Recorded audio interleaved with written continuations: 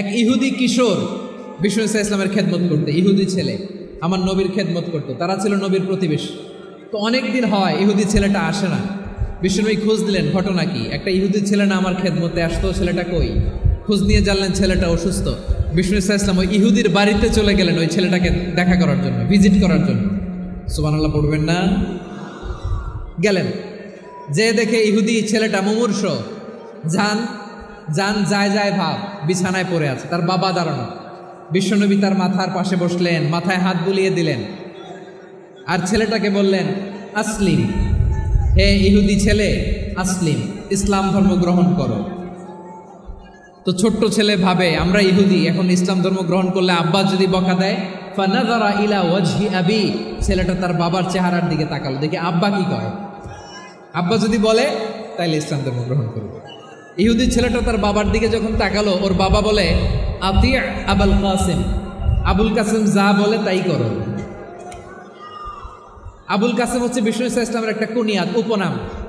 আমার রাসূলের বড় ছেলের নাম ছিল কাসেম। যেমন দেখবেন আমাদের এলাকায় কারো ছেলের বড় ছেলের নাম যদি হয় আব্দুল্লাহ, এরা আব্দুল্লাহর বাপ বলে ডাকে। কারো বড় মেয়ের নাম যদি হয় ফাতেমা, এরা কি ডাকে? ফাতেমার বাপ বলে না?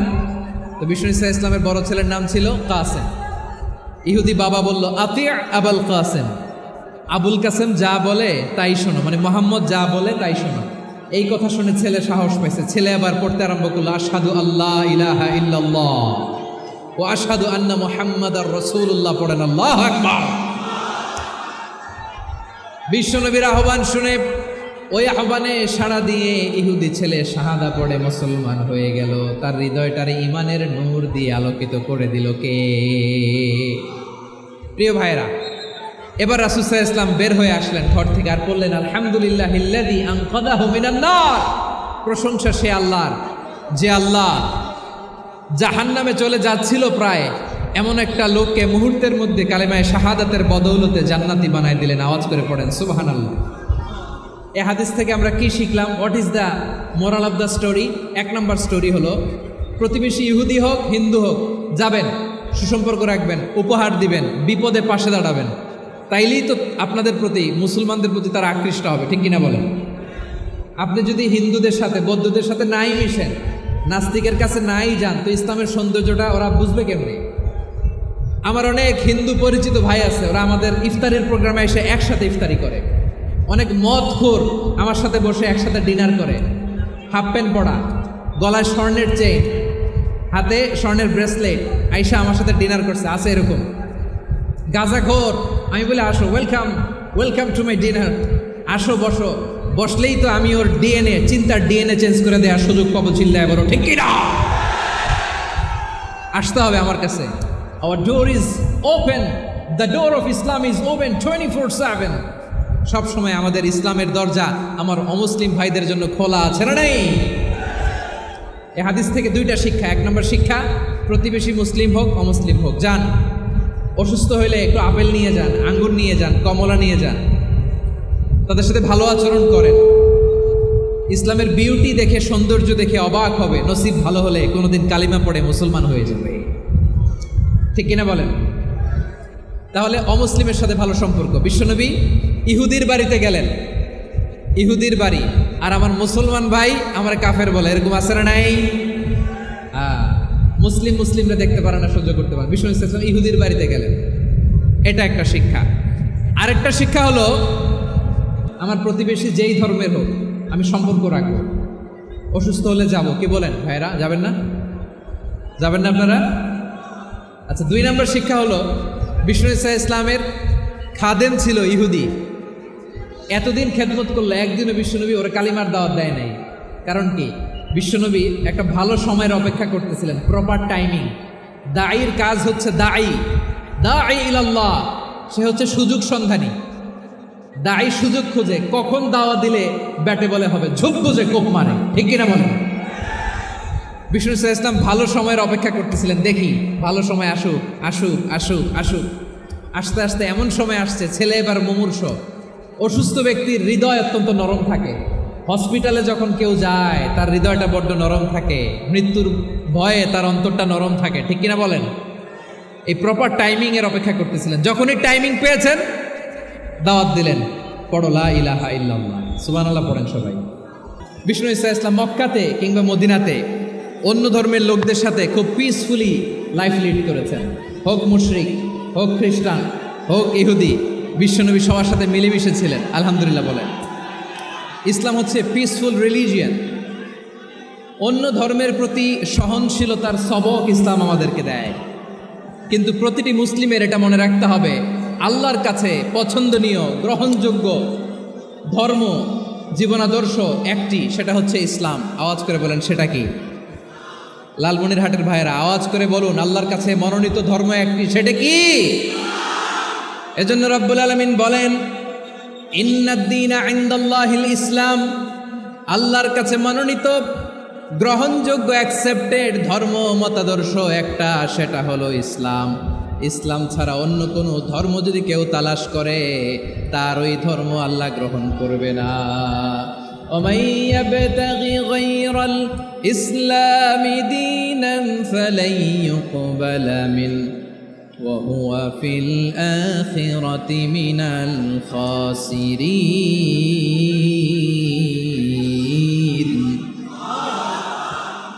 Whoever seek anything except Islam, that won't be accepted from him, and he will be loser in the day of judgment. কিয়ামতের দিন ইসলাম ছাড়া কেউ যদি অন্য কোনো ধর্ম তালাশ করেছে দুনিয়াতে, তার এই মতাদর্শ গ্রহণ করা হবে না। and he will be loser, সে হবে লুজার, ক্ষতিগ্রস্ত। হাই হাই কোম্পানির ম্যানেজার, ওর আমও শেষ, সালাও শেষ। আওয়াজ করে বলেন ঠিক কি না? এজন্য ইসলাম পেয়ে আমরা খুশি না বেজার? প্রত্যেক নামাজ শেষে আমরা আল্লাহরে বলি, আল্লাহ রাদিতু বিল্লাহি রাব্বা ওয়া বিল ইসলামি দীনা ওয়া বি মুহাম্মাদিন নাবিয়ান ওয়া রাসূলা। ও আল্লাহ, তোমারে রব হিসেবে পেয়ে আমরা খুশি। ও আল্লাহ, ইসলামকে ধর্ম হিসেবে পেয়ে আমরা খুশি। বিশ্বনবীকে আমাদের রাসূল পেয়ে আমরা খুশি। ঠিক কিনা বলেন? ইসলাম ছাড়া অন্য কোনো ধর্ম আমরা গ্রহণ করব না। ঠিক কিনা বলেন? আল্লাহর কাছে অ্যাকসেপ্টেড রিলিজিয়ান একটা, সেটা ইসলাম। তো বিশ্বনবী সাল্লাল্লাহু আলাইহি ওয়াসাল্লাম মক্কাতে কিংবা মদিনাতে খুব পিসফুলি এক্সিস্ট করেছেন, যে কোনো ধর্মের সাথে মিলেমিশে চলেছেন। তার প্রমাণ আমরা যদি রাসূল সাল্লাল্লাহু আলাইহি ওয়াসাল্লামের বায়োগ্রাফির দিকে তাকাই, তাহলে দেখব তিনি মুশরিকদের সাথে পিস ট্রিটি করেছেন, শান্তি চুক্তি, পিস ট্রিটি, পিস এগ্রিমেন্ট। আপনারা হুদাইবিয়ার সন্ধির নাম শুনেছেন? আমার লালমনিরহাটের কলিজার টুকরা ভাইয়েরা, হুদাইবিয়ার সন্ধির নাম আপনারা শোনেন নাই? 6ষ্ঠ হিজরিতে বিষ্ণু ঈসা ইসলাম মুশরিকদের সাথে এই ট্রিটি করেছেন, চুক্তি। কাদের সাথে? মুশরিকদের সাথে। আমরা তো মুসলমান বসতে পারি না। আমরা দুই মুসলিম ভাই একসাথে বসে চা খেতে পারি না, গল্প করতে পারি না। বিষ্ণু ঈসা ইসলাম মুশরিকদের সাথে ট্রিটি করেছেন, হুদাইবিয়ার সন্ধি। এই সন্ধির আগে মক্কা থেকে কেউ মদিনায় যেতে পারে না, মদিনা থেকে কেউ মক্কায় যেতে পারে না। কিন্তু এই সন্ধির পরে ট্রাফিক স্বাভাবিক হয়ে গেল। মক্কার লোকেরা মদিনায় আসতে পারে, মদিনার লোকেরা মক্কায় আসতে পারে। এটাকে বলে সুলহে Hudaibiya, the peace agreement of Hudaibiya, শান্তি চুক্তি। আমরা পৃথিবীতে এখন অনেক শান্তি চুক্তির নাম শুনি, এগুলো সব the piece treaty of Hudaibiya থেকে কপি করা। আল্লাহু আকবার। তাহলে বিশ্বনবী সাল্লাল্লাহু আলাইহি সাল্লাম তিনি যে শান্তিপূর্ণ সহাবস্থানে বিশ্বাসী ছিলেন, মুসলমানেরা যে অন্য ধর্মের প্রতি সহনশীল, তার প্রমাণ হচ্ছে এই পিস ট্রিটি। মক্কার পার্ট গেল, পিস এগ্রিমেন্ট করলেন, শান্তি চুক্তি। বিষ্ণু ঈসা ইসলাম মদিনায় যে কি করলেন? মদিনায় যে বিষ্ণু ঈসা ইসলাম মদিনা চার্টার করলেন, মদিনা সনদ, সাহিফাতুল মদিনা, এটার বলে মদিনা চার্টার। যে ওয়েস্টে, ইউরোপে, আমেরিকাতে তারা অনেক চার্টার করে, এই সব চার্টার মদিনা চার্টার থেকে কপি করা। আওয়াজ করে পড়েন সুবহানাল্লাহ। বিষ্ণু ঈসা ইসলাম মদিনায় গেলেন, মদিনাতে মুসলিম, মুশরিক, ইয়াহুদি, এই 3 ধর্মের লোক মিলে সব স্টেক হোল্ডার যারা আছে সবাইকে নিয়ে বিষ্ণু ঈসা ইসলাম মদিনা চার্টার করলেন, মদিনা সনদ। পড়েন সুবহানাল্লাহ। শুধু তাই নয়, মক্কাতে বিশ্বনবী পিস এগ্রিমেন্ট করলেন, শান্তি চুক্তি মুশরিকদের সাথে। মদিনাতে যে বিশ্বনবী মদিনা চার্টার করলেন, মদিনা সনদ করলেন ইহুদিদের সাথে। আবার মদিনাতে বিশ্বনবী ইহুদিদের সাথে পিস ডায়ালগ করলেন, ইন্টারফেথ ডায়ালগ করলেন, আন্তধর্মীয় সংলাপ করলেন, যেই সংলাপের মূল ভিত্তি ছিল তাওহীদ। মূল ভিত্তি ছিল কি? তাওহীদ। বিশ্বনবী ইহুদিদেরকে ডাকলেন, আহ্বান করলেন, আহলাল কিতাবি তাআলাউ ইলা কালিমাতিন সাওয়াইন বাইনানা ওয়া বাইনাকুম আল্লা না'বুদা ইল্লাল্লাহ ওয়া লা নুশরিকা বিহি শাইআন ওয়া লা ইয়াত্তাখিযা বা'দুনা বা'দান আরবাবাম মিন দুনিল্লাহ ফাইন তাওয়াল্লাউ ফাকুলু আশহাদু বিআন্না মুসলিমুন। সুবহানাল্লাহ পড়েন। বিশ্বনবী মদিনার ইহুদিদের ডেকে বললেন, ও ইহুদিরা, শোনো শোনো, আসো এমন একটা আদর্শের প্রশ্নে আমরা একত্রিত হই, যে আদর্শের প্রচার তোমাদের নবীরাও করেছে, আমিও করি, যে আদর্শের কথা তোমাদের পবিত্র ধর্মগ্রন্থগুলোতে আছে, আমার কোরআনেও আছে, সেটা হলো তাওহীদ। আমরা এক আল্লাহ ছাড়া কারো ইবাদত করব না, আল্লাহর সাথে কাউরে শরীক করব না, আল্লাহ ছাড়া কাউরে রব মানব না। পড়েন সুবহানাল্লাহ। তাহলে আমার প্রিয় লালমনিরহাটের ভাইরা, মদিনাতে যেয়ে তিনি মদিনা চার্টার করলেন, মদিনা সনদ, পিস ডায়ালগ করলেন, শান্তির সংলাপ, ইন্টারফেথ ডায়ালগ করলেন, আন্তধর্মীয় সংলাপ, যার ভিত্তি ছিল তাওহীদ। সুবহানাল্লাহ পড়ুন। তাহলে অন্য ধর্মের প্রতি সব সময় ইসলাম সহনশীল, টলারেন্স। যদি আপনি দেখতে চান ইসলামের নবী বিশ্ব নবীর দিকে তাকান, ঠিক কিনা বলেন? আমরা তো সংখ্যালঘুদের রাইটস প্রোটেক্ট করার জন্য কত আইন বানাই, কত বৈঠক করি, কত সংবাদ সম্মেলন করি। বিষ্ণু সাল্লাল্লাহু আলাইহি ওয়াসাল্লাম সংখ্যালঘুদের রাইটসের ব্যাপারে, অধিকারের ব্যাপারে যে কথা বলেছেন, শুনলে আপনি অবাক হয়ে যাবেন। বিশ্বনবী বলেন, আলা মান যালামা মুআহাদান আও ইনতাকাসাহু আও কাল্লাফাহু ফাওকা তাআতিহি আও কাল্লাফাহু ফাওকা তাকাতিহি আও আখাযা মিনহু শাইআন বিগাইরি তিবি নাফসিন ওয়া আনা হাজিজুহু ইয়াউমাল কিয়ামা। খবরদার, জেনে রাখো, কেউ যদি কোনো সংখ্যালঘুর উপরে অত্যাচার করে, কোনো সংখ্যালঘুর প্রাপ্য থেকে যদি কেউ কাউকে ঠকায়, সংখ্যালঘুর উপর যদি কেউ কষ্ট দেয়, কোনো সংখ্যালঘুর সম্পদ যদি কেউ জোর করে কেড়ে নেয়, আমি কিয়ামতের দিন বিশ্বনবী ওই সংখ্যালঘুর পক্ষে আর ওই মুসলমানদের বিপক্ষে বাদী হয়ে দাঁড়াবো। সুবহানাল্লাহ বলতে পারলেন না? আল্লাহু আকবার। আপনি নামাজি, আপনি মুসল্লি, আপনি হাজি সাহেব, তাহাজ্জুদ পড়তে পড়তে কপালে দাগ ফেলে দিছেন, আপনার প্রতিবেশী হিন্দু, ভাবছেন আমার তো পাওয়ার আছে, ওর জমিটা দখল করি। বিশ্বনবী বলেন, কিয়ামতের দিন ওই হিন্দুর পক্ষে তোর বিরুদ্ধে আমি বাদী হয়ে দাঁড়াবো। পৃথিবীর কোন ধর্মে এরকম স্টেটমেন্ট পাবেন? পাবেন? আপনি ভাবছেন আপনি নামাজ পড়লে হাজি সাহেব কপালে দাগ ফেলায় দিলে আপনি সেলসেলায় জান্নাতে চলে যাবেন না? খবরদার। বিশ্বনবী বলেন, কোনো সংখ্যালঘুর উপর যদি কেউ আক্রমণ করে, তার প্রাপ্য তাকে না দিয়ে যদি তাকে ঠকায়, তার উপর জুলুম করে, তার সম্পদ যদি কেড়ে নেয়, আমি নবী, তুমি মুসলিম হইতে পারো, মুসল্লি হইতে পারো, তার পক্ষে তোমার বিপক্ষে আল্লাহর দরবারে বাদী হয়ে দাঁড়াবো। আচ্ছা লালমনিরহাটের ভাইরা, কথা বুঝতে পারলে আওয়াজ করে উত্তর দেন। বিশ্বনবী যদি কারো বিপক্ষে দাঁড়ায় কিয়ামতের দিন, আই রিপিট, আমি আবারও বলছি, বিশ্বনবী যদি কিয়ামতের দিন কারো বিপক্ষে দাঁড়ায়, ও তো সেলসেলায়া জান্নাতি, তাই না? জান্নাতি না? যে নবীর সুপারিশ ছাড়া জান্নাতের গেটও দেখা যাবে না, ওই নবী যদি বলে তোর বিপক্ষে আমি বাদী হয়ে দাঁড়াবো, ওই জান্নাতে আর ঢোকার কোনো সুযোগ আমাদের থাকবে? এখানেই শেষ না আমার প্রিয় লালমনিরহাটের ভাইয়েরা, এখানেই শেষ নয়। বিশ্বনবী বলেন, মান কাতালা মুআহাদান, বুখারীর বর্ণনা, মান কাতালা মুআহাদান লাম ইয়ারাহ রাইহাতাল জান্নাহ। কেউ যদি, কোনো মুসলিম যদি অন্যায়ভাবে কোনো সংখ্যালঘুকে হত্যা করে, কোনো হিন্দুকে হত্যা করে, কোনো বৌদ্ধরে হত্যা করে, অন্যায়ভাবে কোনো মুসলিম যদি কোনো সংখ্যালঘুরে হত্যা করে, জান্নাতে যাওয়া তো দূরের কথা, ওই মুসলিম জান্নাতের ঘ্রাণও পাবে না। সেই বুখারীর বর্ণনা, মান কাতালা মুআহাদান লাম ইয়ারাহ রাইহাতাল জান্নাহ ওয়া ইন্না রিহাহা লা ইউজাদু মিন মাসিরাতি 40 আমা, যে জান্নাতের ঘ্রাণ 40 বছর দূরের রাস্তা থেকেই পাওয়া যায়। সুবহানাল্লাহ।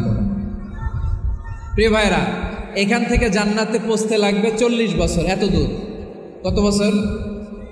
সবাই বলেন কত বছর? এখান থেকে জান্নাতে পৌঁছতে লাগবে 40 বছর। এত দূরে থাকতেই জান্নাতের ঘ্রাণ আপনার নাকে এসে ধাক্কা মারবে। বিষ্ণুই বলেন, যে ব্যক্তি কোনো সংখ্যালঘুকে হত্যা করে জান্নাতের ঘ্রাণ তো পাবেই, জান্নাতে তো ঢুকতে পারবেই না, জান্নাতের ঘ্রাণও তার নাকে লাগবে না। পড়েন না আউযুবিল্লাহ। তাহলে সংখ্যালঘুদের ব্যাপারে ইসলামে অধিকার দেয়া আছে না নাই? লালমনিরহাটের ভাইয়ের আওয়াজ করে বলেন, আমার সংখ্যালঘু হিন্দু ভাইদের রাইটস, অধিকার আমাদের ইসলামে প্রোটেক্টেড আছে না নাই? এখানেই শেষ না। বিষ্ণু ইসলাম আপনার অমুসলিম প্রতিবেশীর সাথে ভালো আচরণ করতে বলেছে। আমাদের হয় না এটা মুসলিম পাড়া, ওটা বৌদ্ধ পাড়া, হয় না? অনেক সময় হয় না এটা আমাদের মুসলিম পাড়া, ওইটা হিন্দু পাড়া, এরকম আছে না নাই? লালমনিরহাটে নাই না? আছে? হিন্দু যদি আপনার প্রতিবেশী হয় কি করবেন? ওরে কষ্ট দিবেন নাকি? কেন? ও তো হিন্দু, ও তো আমার আল্লাহরে ডাকে না, ওরে কষ্ট দিলে জায়েজ হবে না? খবরদার। বিষ্ণু ইসলাম বলেন, মান কানা ইউমিনু বিল্লাহ ওয়াল ইয়াউমিল আখির ফালিউকরিম জারাহ, যে আল্লাহ বিশ্বাস করে আর আখিরাতে বিশ্বাস করে সেজন্য প্রতিবেশীর সাথে ভালো আচরণ করে। সুবহানাল্লাহ। কলিজা জুড়ায় যায় না আমার নবীর কথাগুলো শুনলে? যে আল্লাহ বিশ্বাস করে, যে আখিরাতে বিশ্বাস করে সেজন্য প্রতিবেশীর সাথে ভালো আচরণ করে। এখানে বলছে মুসলিম প্রতিবেশী বলছে, নামাজি প্রতিবেশী বলছে, আল্লাহওয়ালা প্রতিবেশী বলছে না। প্রতিবেশী আস্তিক হোক নাস্তিক হোক, প্রতিবেশী মুমিন হোক মুশরিক হোক, প্রতিবেশী হইলেই তার সাথে ভালো আচরণের দরকার আছে না নাই? আমার প্রিয় লালমনিরহাটের ভাইয়েরা, বিষ্ণু ইসলাম ওনার ইহুদি প্রতিবেশীদের দেখাশোনা করতেন। আওয়াজ করে বলেন কোন প্রতিবেশী? ইহুদি। এক ইহুদি কিশোর বিষ্ণু ইসলামের খেদমত করতে, ইহুদি ছেলে আমার নবীর খেদমত করতো, তারা ছিল নবীর প্রতিবেশী। তো অনেক দিন হয় ইহুদি ছেলেটা আসে না।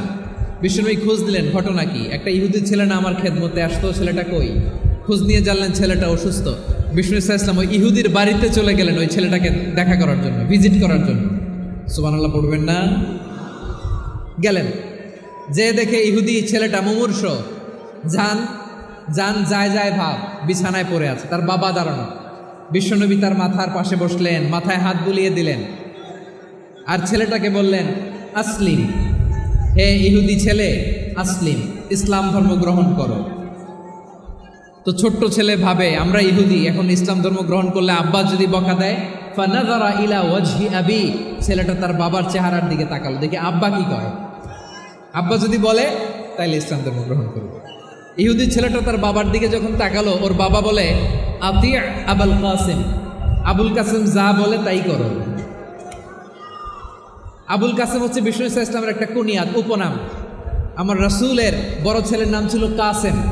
যেমন দেখবেন আমাদের এলাকায় কারো ছেলের বড় ছেলের নাম যদি হয় আব্দুল্লাহ, এরা আব্দুল্লাহর বাপ বলে ডাকে। কারো বড় মেয়ের নাম যদি হয় ফাতেমা, এরা কি ডাকে? ফাতেমার বাপ বলে না? তো বিষ্ণু ইসলামের বড় ছেলের নাম ছিল কাসেম। ইহুদি বাবা বলল আতি আবুল কাসেম, আবুল কাসেম যা বলে তাই শোনো, মানে মোহাম্মদ যা বলে তাই শোনো। এই কথা শুনে ছেলে সাহস পাইছে, ছেলে আবার পড়তে আরম্ভ করলো আশহাদু আল্লাহ ইলাহা ইল্লাল্লাহ ও আশহাদু আন্না মুহাম্মাদার রাসূলুল্লাহ। পড়েন আল্লাহু আকবার। বিশ্বনবীর আহ্বান শুনে ওই আহ্বানে সাড়া দিয়ে ইহুদি ছেলে শাহাদা পড়ে মুসলমান হয়ে গেল। তার হৃদয়টারে ইমানের নূর দিয়ে আলোকিত করে দিল কে? প্রিয় ভাইরা, এবার রাসূল সাল্লাল্লাহু আলাইহি ওয়াসাল্লাম বের হয়ে আসলেন ঘর থেকে, আর বললেন আলহামদুলিল্লাহিল্লাযী আনকাযাহু মিনান নার। প্রশংসা সে আল্লাহর, যে আল্লাহ জাহান্নামে চলে যাচ্ছিল প্রায় এমন একটা লোককে মুহূর্তের মধ্যে কালেমায়ে শাহাদাতের বদৌলতে জান্নাতি বানায় দিলেন। আওয়াজ করে পড়েন সুবহানাল্লাহ। এই হাদিস থেকে আমরা কি শিখলাম? What is the moral of the story? এক নম্বর স্টোরি হলো, প্রতিবেশী ইহুদি হোক হিন্দু হোক, যাবেন, সুসম্পর্ক রাখবেন, উপহার দিবেন, বিপদে পাশে দাঁড়াবেন, তাইলেই তো আপনাদের প্রতি, মুসলমানদের প্রতি তারা আকৃষ্ট হবে, ঠিক কিনা বলেন? আপনি যদি হিন্দুদের সাথে বৌদ্ধদের সাথে নাই মিশেন, নাস্তিকের কাছে নাই যান তো ইসলামের সৌন্দর্যটা ওরা বুঝবে কেমনে? আমার অনেক হিন্দু পরিচিত ভাই আছে, ওরা আমাদের ইফতারের প্রোগ্রামে এসে একসাথে ইফতারি করে। অনেক মদখোর আমার সাথে বসে একসাথে ডিনার করে, হাফ প্যান্ট পরা, গলায় স্বর্ণের চেইন, হাতে স্বর্ণের ব্রেসলেট, আইসা আমার সাথে ডিনার করছে, আছে এরকম। গাঁজাখোর, আমি বলে আসো, welcome welcome to my dinner, আসো বসো। বসলেই তো আমি ওর ডিএনএ, চিন্তার ডিএনএ চেঞ্জ করে দেওয়ার সুযোগ পাবো, চিল্লায় বলো ঠিক কিনা? আসতে হবে আমার কাছে। Our door is open, the door of Islam is open 24/7। সব সময় আমাদের ইসলামের দরজা আমার অমুসলিম ভাইদের জন্য খোলা আছে না নেই? এই হাদিস থেকে দুইটা শিক্ষা। এক নম্বর শিক্ষা, প্রতিবেশী মুসলিম হোক অমুসলিম হোক, যান, অসুস্থ হইলে একটু আপেল নিয়ে যান, আঙ্গুর নিয়ে যান, কমলা নিয়ে যান, তাদের সাথে ভালো আচরণ করেন। ইসলামের বিউটি দেখে, সৌন্দর্য দেখে অবাক হবে, নসিব ভালো হলে কোনোদিন কালিমা পড়ে মুসলমান হয়ে যাবে, ঠিক কিনা বলেন? তাহলে অমুসলিমের সাথে ভালো সম্পর্ক। বিশ্বনবী ইহুদির বাড়িতে গেলেন, ইহুদির বাড়ি, আর আমার মুসলমান ভাই আমার কাফের বলে, এরকম আছে না নাই? মুসলিমরা দেখতে পারে না, সহ্য করতে পারে। বিশ্বনবী সাল্লাল্লাহু আলাইহি ওয়াসাল্লাম ইহুদির বাড়িতে গেলেন, এটা একটা শিক্ষা। আরেকটা শিক্ষা হলো, আমার প্রতিবেশী যেই ধর্মের হোক আমি সম্পর্ক রাখবো। অসুস্থ হলে যাব, কি বলেন ভাইরা? যাবেন না? যাবেন না আপনারা? আচ্ছা, 2 নম্বর শিক্ষা হলো, বিষ্ণু ইসা ইসলামের খাদেম ছিল ইহুদি, এতদিন খেদমত করলো, একদিনও বিশ্বনবী ওরা কালিমার দাওয়াত দেয় নাই। কারণ কি? বিশ্বনবী একটা ভালো সময়ের অপেক্ষা করতেছিলেন, প্রপার টাইমিং। দাঈর কাজ হচ্ছে দাঈ ইলাল্লাহ, সে হচ্ছে সুযোগ সন্ধানী। দাঈ সুযোগ খোঁজে, কখন দাওয়া দিলে ব্যাটে বলে হবে, ঝোপ বুঝে কোপ মারে, ঠিক কিনা বলেন? বিষ্ণু ইসলাম ভালো সময়ের অপেক্ষা করতেছিলেন, দেখি ভালো সময় আসুক আসুক আসুক আসুক। আস্তে আস্তে এমন সময় আসছে, ছেলে এবার মুমূর্ষ, অসুস্থ ব্যক্তির হৃদয় অত্যন্ত নরম থাকে। হসপিটালে যখন কেউ যায় তার হৃদয়টা বড্ড নরম থাকে, মৃত্যুর ভয়ে তার অন্তরটা নরম থাকে, ঠিক কিনা বলেন? এই প্রপার টাইমিং এর অপেক্ষা করতেছিলেন। যখনই টাইমিং পেয়েছেন দাওয়াত দিলেন, পড়ো লা ইলাহা ইল্লাল্লাহ, সুবহানাল্লাহ পড়েন সবাই। তাহলে ইসলাম অমুসলিম প্রতিবেশীর সাথে ভালো আচরণ করতে বলে। ইসলাম অমুসলিম মাতা পিতার সাথেও ভালো আচরণ করতে বলে। মাতা পিতা যদি অমুসলিম হয় তারা ফেলে দিতে পারবেন? পারবেন? আমার লালমনিরহাটের ভাইয়েরা, অনেক হিন্দু ছেলে আমাদের হাতে শাহাদা পড়ে মুসলিম হয়, কিন্তু ওর মা মুসলমান হয় নাই, বাবাও হয় নাই, এরকম আছে না নাই? তো ও হয়েছে মুসলিম, মা বাপ হিন্দু, এখন মা বাপ কি বাদ? হ্যাঁ, মা বাপ বাদ দেয়া যাবে? যেই মা আপনার 9 মাস 8 মাস পেটে ধারণ করলো, আপনার মায়ের নার ছেঁড়া ধন, আপনি ওই মারে বাদ দিতে পারবেন? যে মায়ের বুকের তাজা দুধ খেয়ে আপনি আজকে বাড়ন্ত তাজা তরতাজা, ওই মারে বাদ দেয়া যাবে? মায়ের এক ধারে দুধের দাম, কাটিয়া গায়ের চাম, পাপুষ বানাইলে ঋণের শোধ হবে না, এমন দরদি ভাবে কেউ হবে না আমার মাহা গো। মায়ের এক ধারে দুধের দাম, কাটিয়া গায়ের চাম, পাপুষ বানাইলে ঋণের শোধ হবে না, এমন দরদি ভাবে কেউ হবে না আমার মাহা গো, ঠিক কিনা? মাকে তো বাদ দেওয়া যায় না। وقضى ربك ألا تعبدوا إلا إياه وبالوالدين إحسانا। আল্লাহ বলে অবধারিত 2টা ভার্ডিক্ট তোমাদের জন্য, এক আল্লাহর ইবাদত করবা আর মা বাবার প্রতি ইহসান করবা। আদেশটাকা মা বাবার প্রতি ইহসান করতে হবে। আমার মা হিন্দু হোক ভালো আচরণ করতে হবে, বৌদ্ধ হোক ভালো আচরণ করতে হবে। আমার যে সমস্ত হিন্দু ভাইয়েরা মুসলিম হয়েছ, তোমাদের মা বাবা এখনো মুসলমান হয় নাই, তাদের সাথে ভালো আচরণ করতে হবে। আপনাদের খেদমত নিজে করতে হবে অথবা খেদমতের ব্যবস্থা করাই দিতে হবে। মান্থলি যে খরচ লাগে এটা দিতে হবে। আরে তুমি এখন মুসলিম, তোমার মা বাবা হিন্দু, এখনই তো সুযোগ ইসলামের সৌন্দর্য দেখানো। এখন মা বাবা যদি দেখে আরে এটা হিন্দু থাকতে তো বদমাইশ ছিল, বেয়াদব ছিল, কি এমন ধর্ম সে গ্রহণ করলো যেটা গ্রহণের সাথে সাথে সে পাল্টে গেল। কি এমন ধর্ম সে গ্রহণ করেছে যেটা তার জীবনকে আলোকিত করে দিয়েছে? নসিব ভালো হলে তারাও কালিমা পড়ে মুসলমান হয়ে যাবে। বিষ্ণু ইসা ইসলামের স্ত্রীর নাম ছিল আয়েশা রাদিয়াল্লাহু তাআলা আনহা, আবু বকর রাদিয়াল্লাহু তাআলা আনহুর মেয়ে। আবু বকর রাদিয়াল্লাহু তাআলা আনহুর আরেক মেয়ের নাম হচ্ছে আসমা। কি নাম? দুজনই আবু বকর রাদিয়াল্লাহু তাআলা আনহুর মেয়ে, আসমা আর আয়েশা। নাম দুইটা কেমন লাগে? আসমা নামটা কেমন লাগে? আয়েশা নামটা কেমন লাগে? সবার ভালো লাগে নাই? নাম দুটো আপনাদের ভালো লাগে? লালমনিরহাটে অনাগত যদি কন্যা সন্তান হয়, যদি মনে চায় আসমা রেখে দিতে পারবেন, যদি মনে চায় আয়েশা রেখে দিয়েন। দেশে বিদেশে এয়ারপোর্টে রাস্তাঘাটে শুধু বলে হুজুর একটা নাম দেন, আমার ছেলের একটা নাম দেন, মেয়ের একটা নাম দেন। তো আমার মনে আছে যশোরের আবদিনের মাহফিলে আমি একটা দুটা নাম দিয়েছিলাম। আজকে লালমনিরহাটের এই প্রোগ্রামে কন্যা সন্তান যদি হয় দুটা নাম দিলাম, আসমা কিংবা আয়েশা। ইনশাআল্লাহ পড়েন। দুজন বোন, এক মায়ের না, বাবা এক মা দুজন। আয়েশা রাদিয়াল্লাহু তাআলা আনহার মায়ের নাম উম্মে রুমান, আর আসমা রাদিয়াল্লাহু তাআলা আনহার মায়ের নাম কুতাইলা বিনতে আব্দুল উজ্জা।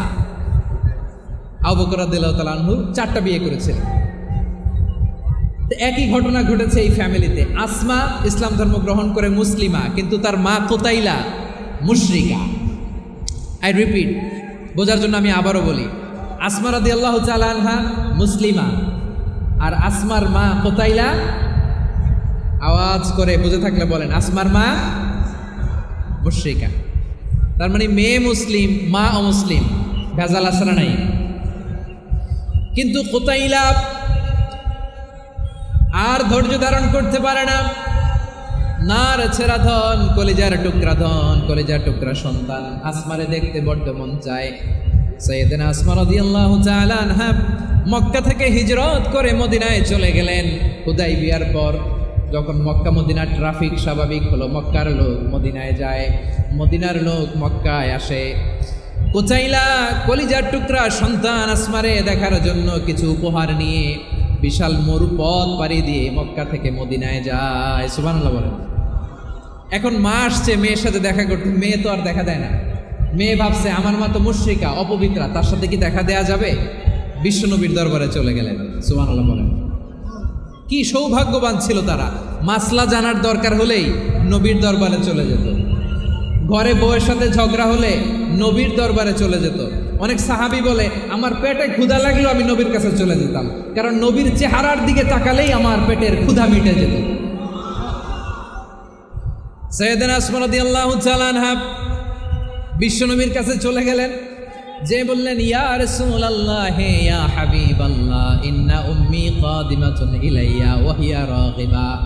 আমার মা মক্কা থেকে অনেক দূর মরুর পথ পাড়ি দিয়ে উপহার সামগ্রী নিয়ে মদিনায় আমার সাথে দেখা করতে এসেছে গো নবী। আমার জানতে বড্ড ইচ্ছে হয় আমি আমার মুশরিকা মায়ের সাথে একটু দেখা করতে পারবো কিনা।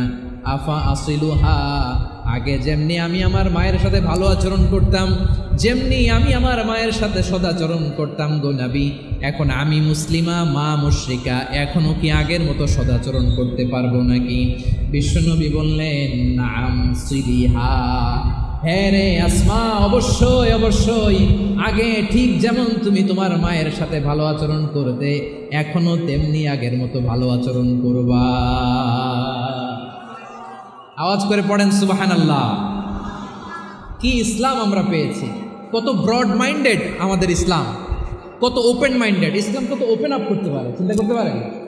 বিষ্ণু বললেন হ্যাঁ অবশ্যই, নাম সুলিহা, আগে যেমনি ভালো আচরণ করছো আসমা, এখন ওই রকমই করো, পারলে আরো বাড়ায় করো। সুবহানাল্লাহ বলেন। তাহলে আমার যে হিন্দু ভাইয়েরা, হিন্দু বোনেরা, ইমানের বদৌলতে দৌলতে আপনি ধন্য হয়েছেন, আপনার আম্মা আব্বা এখনো মুসলমান হয় নাই, তাদের জন্য দোয়া করেন, তাদের জন্য দোয়া করেন, আল্লাহ যেন তাদেরকেও ইমানের দৌলত দান করেন। আমরা সবাই পড়ি আমিন, আরো জোরে পড়েন আমিন। এখন বলেন, ইসলাম কি ন্যারো মাইন্ডেড রিলিজিয়ান না ব্রড মাইন্ডেড? লালমনিরহাটের যুবক ভাইয়েরা আওয়াজ করো, ইসলাম কি ন্যারো মাইন্ডেড না ব্রড মাইন্ডেড? কতটা ব্রড মাইন্ডেড দেখেন। বিশ্বনবী সাল্লাল্লাহু আলাইহি সাল্লাম। অমুসলিমরা যদি নবীকে উপহার দিত, ওই উপহারও বিশ্বনবী গ্রহণ করতেন। সুবহানাল্লাহ পড়েন। আপনার অমুসলিম বন্ধু যদি উপহার দেয়, সেটাও আপনি নিতে পারবেন, যেটা নেওয়া জায়েজ। কিন্তু আপনার বন্ধু যদি আপনার মদের বোতল দেয়, নিতে পারবেন? হ্যাঁ, মদের বোতল দিলে পারবেন না। আপনার বন্ধু যদি আপনার পর্ক দেয়, পর্ক, শূকরের গোশত মিশ্রিত কোনো খাবার, ওটা নিতে পারবেন না। হালাল যে কোনো জিনিস নিতে পারবেন। বিশ্বনবী সাল্লাল্লাহু আলাইহি ওয়াসাল্লাম অমুসলিমদের দেয়া হাদিয়া গ্রহণ করতেন। কেমন নবী ছিলেন? আমার নবীরে চিনে নেন, আমার নবীর অ্যাটিটিউড জেনে নেন। বিশ্বনবী সাল্লাল্লাহু আলাইহি ওয়াসাল্লাম যখন কোনো জনপদে যেতেন, 3টা অপশন নিয়ে যেতেন। প্রিয় ভাইয়ের, আওয়াজ করে বলতে হবে, কোনো জনপদে গেলে আমার নবীর অপশন থাকতো কয়টা? আমার মতো 3 আঙ্গুল উঁচু করে দেখান আর বলুন, আমার নবী কোনো জনপদে গেলে কয়টা অপশন নিয়ে যেতেন? 1 নাম্বার অপশন, আসলিম তাসলাম। নতুন এলাকায় গেলে বলতেন আসলিম তাসলাম, ইসলাম ধর্ম গ্রহণ করো, শান্তিতে থাকবা, আমার ভাই হয়ে যাবা, আমরা ভাই ভাই। ইসলাম মানো, আমরা ভাই ভাই। অপশন নাম্বার কত? 1। যদি বলে না ইসলাম মানবো না, ওকে, অপশন নাম্বার 2, মুসলিম হওয়ার দরকার নাই, লা ইকরাহা ফিদ্দিন, ইসলামে কোনো বাড়াবাড়ি নাই। খ্রিস্টান আসো থাকো, বৌদ্ধ আসো থাকো, ইহুদি থাকতে চাও থাকো, কিন্তু আমরা যেহেতু রিজিওনাল সুপার পাওয়ার, আমাদের আন্ডারে থাকো, ট্যাক্স দিয়া থাকো, এটার বলে জিজিয়া। আলেম যারা আছেন বুঝবেন, এটার আরবিতে কি বলে? জিজিয়া। You pay us the tax, we will give you the security. তোমরা ট্যাক্স দিবা, আমরা সিকিউরিটি দিব, আমাদের আওতায় থাকবা, কেউ তোমাদেরকে আক্রমণ করতে পারবে না, আমরা নিরাপত্তা দিব। সুবহানাল্লাহ বলেন। এটা অপশন নাম্বার কত? আচ্ছা, বুঝে থাকলে বলেন, 1 নাম্বার অপশন কি ছিল? ইসলাম। ইসলাম মানো, শান্তিতে থাকবা, ভাই ভাই, আমরা ভাই ভাই। অপশন নাম্বার 2, ট্যাক্স দাও, আমরা নিরাপত্তা দিব, মুসলিম হওয়া লাগবে না। এখন 1 নাম্বারও মানে না, 2 নাম্বারও মানে না, মুসলিম হব না, ভালো, খ্রিস্টান থাকো, ট্যাক্স দাও, আমরা সিকিউরিটি দিব না, এটাও মানি না। বিষ্ণু বলেন, তাহলে তলোয়ার আমাদের আর তোমাদের মাঝে ফায়সালা করবে। মুসলিমও হবে না, ট্যাক্স দিবা, নিরাপত্তা দিব, আমরা সুপার পাওয়ার, আমাদের আন্ডারে থাকবে, এইটাও না। তাহলে তোমাদেরকে তো আমরা বিশ্বাস করতে পারি না, কখন না কখন বিশ্বাসঘাতকতা করো, কার সাথে মিলে হাত মিলাও, তলোয়ার আমাদের মাঝে ফায়সালা করবে। তখন তিনি জেহাদের সশস্ত্র সংগ্রামের ঘোষণা দিতেন। সুবহানাল্লাহ পড়েন। দেখেন, পশ্চিমারা জেহাদকে এইভাবে চিত্রায়িত করে না। ওরা জেহাদ বলতে বুঝায় তলোয়ার, হাত কাটো, গলা কাটো না। জেহাদ সশস্ত্র সংগ্রাম 3 নম্বরে। অধিকাংশ ক্ষেত্রেই বিশ্বনবীর সুন্দর আচরণ দেখে, আরে আমার নবীর যে নুরানি চেহারা, অনেকে তো কেবল সিরেফ চেহারাটা দেখেই কালিমা পড়ে মুসলমান হয়ে গিয়েছে। যারা মুসলিম হয় নাই, তারা তাদের ইসলামেই বলবৎ ছিল, ট্যাক্স দিয়ে ইসলামের আন্ডারে ছিল।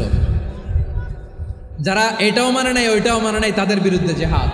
বিষ্ণু ইসলাম 7ম হিজরিতে যখন খায়বার বিজয়ের পরে ইসলাম রিজিওনাল সুপার পাওয়ার হিসেবে আত্মপ্রকাশ করলো, বিশ্বনবী চিঠি লিখলেন অন্যান্য সুপার পাওয়ারের কাছে, রাষ্ট্রীয় চিঠি লেখে এক রাষ্ট্রপ্রধান আরেক রাষ্ট্রপ্রধানের কাছে। ঠিক কিনা বলেন?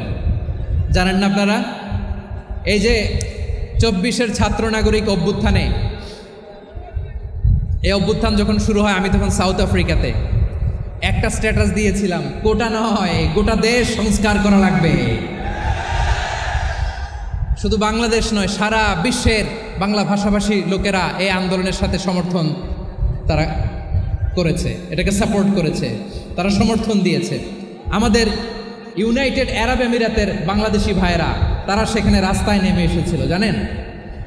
ওইখানে ডেমনস্ট্রেশন করা যায় না, সেখানকার সরকার তাদেরকে যাবজ্জীবন দিয়েছিল। তখন আমাদের এই যে প্রধান উপদেষ্টা ডক্টর মোহাম্মদ ইউনূস সরাসরি G2G বলে, এটারে G2G, government to government, G2G, উনি চিঠি লিখলেন যে তাদেরকে, ইউর হাইনেস, হে সম্মানিত আমির, আপনি আমার এই চিঠির কারণে আমার সম্মানে এই 53 জন বাংলাদেশিকে মাফ করে দেন।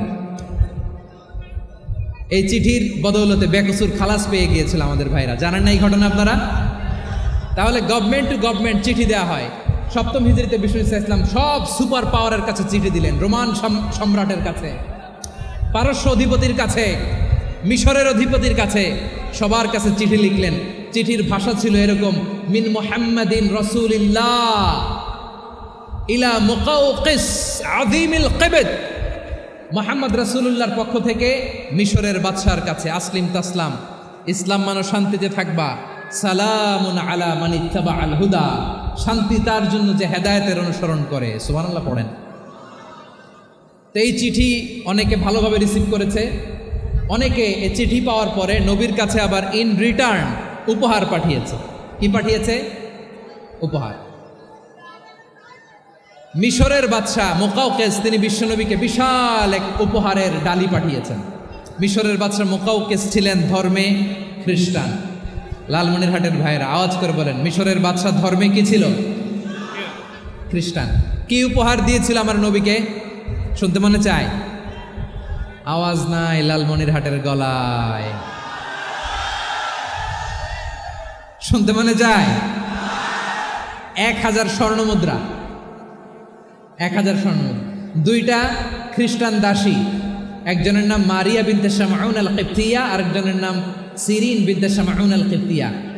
একজন খ্রিস্টান দাস 20 থান কাপড় জামা বানানোর জন্য, আমরা নবী যেন সেলাই করে জামা বানাতে পারে এজন্য 20 থান কাপড়, 20 থান ফাইন গার্মেন্ট। সুবহানাল্লাহ পড়বেন না?